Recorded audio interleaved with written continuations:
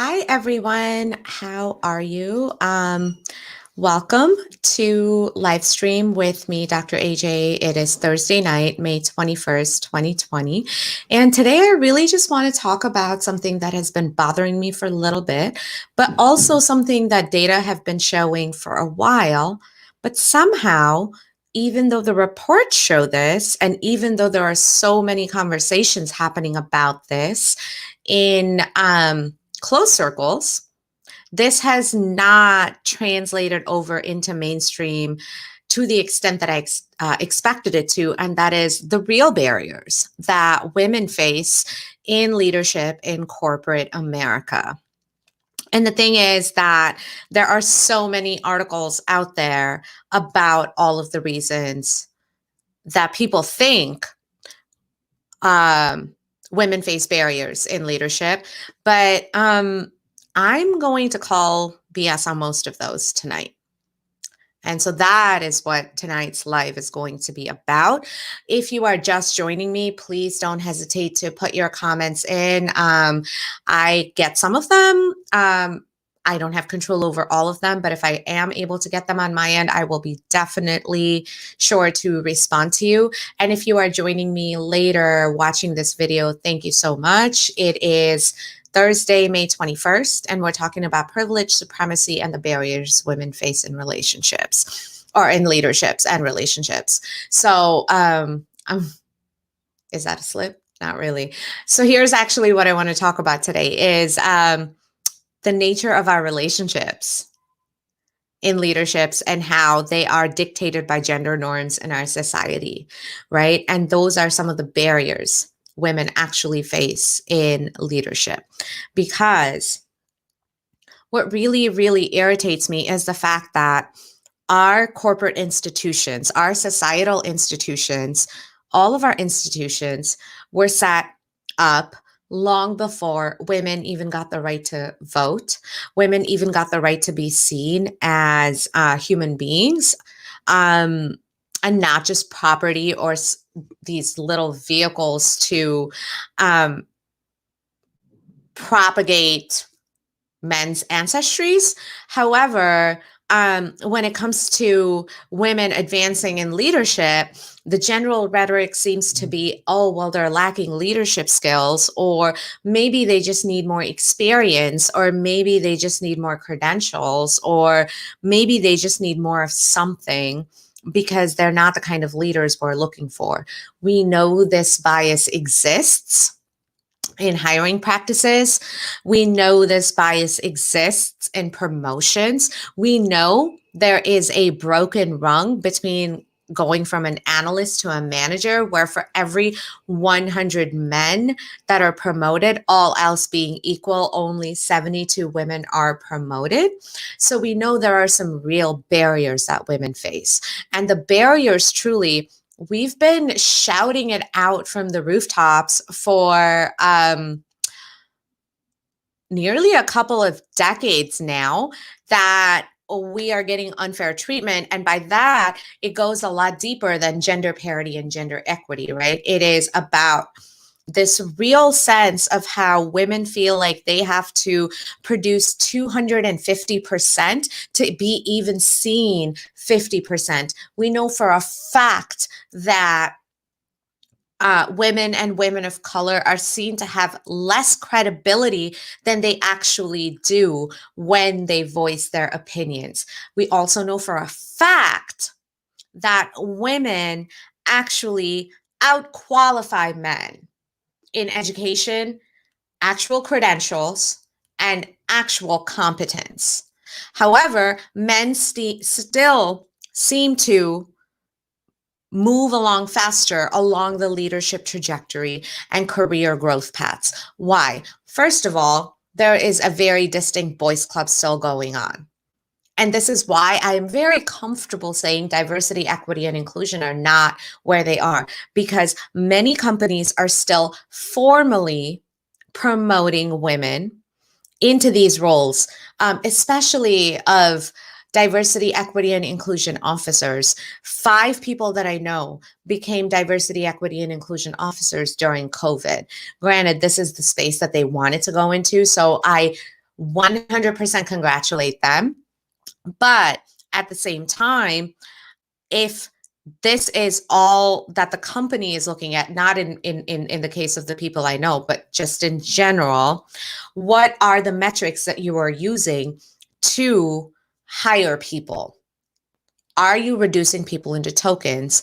Are you coming in from a place of your personal biases, from your personal privilege, and from these personal institutional tropes we have set up about leadership being a certain way?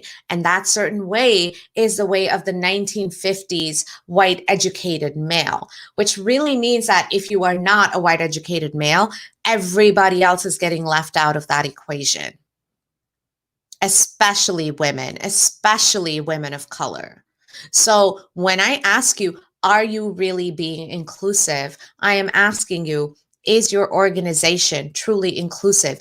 Is inclusion your real value and not just a goal? Is inclusion your brand? And if these questions are making you uncomfortable, I'm not coming from a judgmental way. I am actually asking. So if they're making you uncomfortable, what I want to ask you right now is, why are these questions making you uncomfortable? Because we know you don't have to look that far. Gallup, McKinsey, Catalyst, Pew, Harvard Business Review, Stanford, Wall Street Journal, across the board, Forbes, across the board, no matter what level of a business resource or a financial resource you look at, you will see reports that women have to produce far more than 100% to even be seen 50%. So the problem is not that, it's not just that women have extra barriers to grow in their career trajectory and their leadership growth and development. Why aren't you holding white men to the same standard? If you are a decision maker, what is the affinity bias that you have going on that is allowing some people to get through easier than others, while it is making things extra difficult for others? That is an affinity bias. And again, I am not judging. These are where our metrics are failing us right now. These are where your data analytics are failing you right now, because you have not disaggregated your data. That is a big problem. You need to be able to actively listen to the needs of exactly those employees who have been marginalized, a lot of whom have been women. We are not undercompetent. We don't need more education, because we have more education than most men. We just don't show ourselves as overcompetent. We are just conditioned to be agreeable and not assertive, because then we get called names. And all of these have been conditioned through our institutions, including corporate institutions. So what needs to change in your institution for you to actually give equal space to people who have traditionally been marginalized, including women? And if you are one of these people who are in these traditionally marginalized people, what needs to shift in you to realize the question is not about your competence? The question is not about your quality or your worth. The game has been rigged, but you have it in your power to uncover that inner fire and to unleash it, and that you have it in your power to not just be the token, to not just be that marginalized, formally recognized person who is not invited to any informal meetings where the real decisions are made, who is not invited to the happy hours where, these leaders just kind of get together and talk real stuff, as opposed to the politically correct stuff in the office. How can you lean into your unique cultural identity to shine your brilliance? Because let me tell you, friend, every single one of us that are unique, we have something to add. And our power, that something to add, comes from that part in ourselves that is because of our unique journey, not despite of it. Institutions have been rigged against that. But what are we going to do, and how are we going to create this movement where our voices are heard? And to, again, to the decision makers and to the organizations, what is it going to take to realize the privilege within which these institutions have been set up, the inequities and the disparities they've created, which, especially right now, as people are starting to talk about reopening, look around you, talk to your employees, actively listen to them. Think about how your reopening plans are going to get in the way of their juggling work, juggling homeschooling, juggling changing schedules in schools, juggling having to put a mask on like a 2-year-old, as if a 2-year-old is going to keep their mask on and never run around for 8 hours a day. All of these things. There is so much chatter right now about how COVID-19 has actually made things more diverse and more inclusive. But for women, it has actually increased burdens, because now women are expected to produce 100% at work and 100% at home because that's their expected roles. That is not a privilege. That is coming from a place of authoritarianism, and that is a barrier that women face. We're seeing it in this form in COVID-19, but women have faced it all along in their corporate and professional lives. Women have never shown themselves to be less than competent.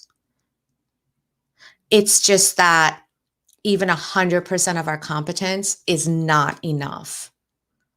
So I'm just here to say I'm sick of it. You know, we're trying to move forward from this global pandemic.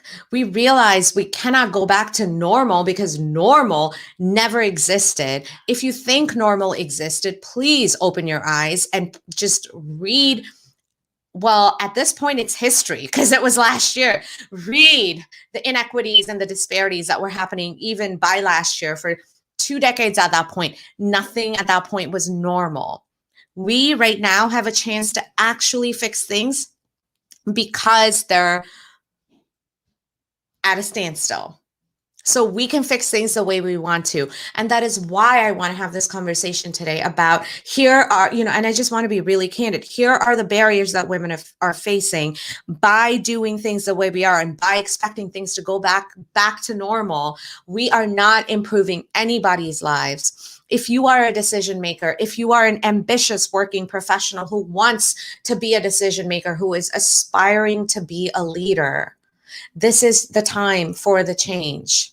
This is the time for us to fix what was broken and actually make it equitable.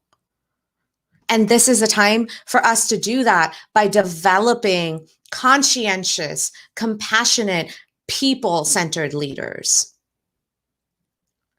Businesses were always ruled by the people who worked for them toward that common cause. Somewhere along the way, the people got swept off to the side and became interchangeable and replaceable.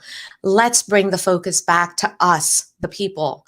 Let us get the right kind of leadership development that we need so that we have the bench strength, so that we can look at our metrics, and so that we can see that the metrics that we have are backwards.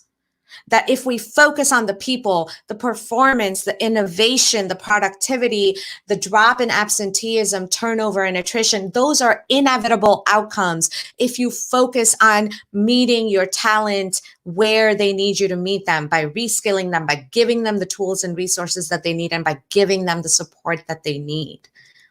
And again, I am not judging anybody. I am making an impassioned plea that this is what is going on. The problem with women's leadership, or the problem with leadership of people who have been traditionally marginalized, is not that we are underqualified. We are not. We are more than qualified. We are more than competent. We just need to meet everybody equitably where they need us to meet them. That's all it is. We need to make the barriers equitable, whether that is by removing barriers for marginalized people or actually holding current white males who don't have any of these barriers to some behavioral standards. How about we talk about that? But I feel like that's going to be a whole different episode because, again, there are documented reports that men actually grow further in their career trajectory. Again, let me add this caveat when I'm talking about men. No, this is not all men. This is not. But if you're getting triggered by this, I would really encourage you to think about why. Just like when I talk about women, this is not all women. I never, I'm never trying to make these points in these beyond sweeping generalizations that will defy my points. I'm talking about certain people that are dictating it for the rest of us. Why aren't men being held to the same behavioral standards? Why is there an affinity bias? Why is our bench strength mostly of the same kind of leaders for the past 40 years, other than the token minorities? Right now, yes, there are 3 women of color CEOs in Fortune 500 companies. That is a 1 per ethnicity. That is a celebration, but it is also tokenism. Especially if you are not equipping these women for success to be able to build up others like them. So what is going on here?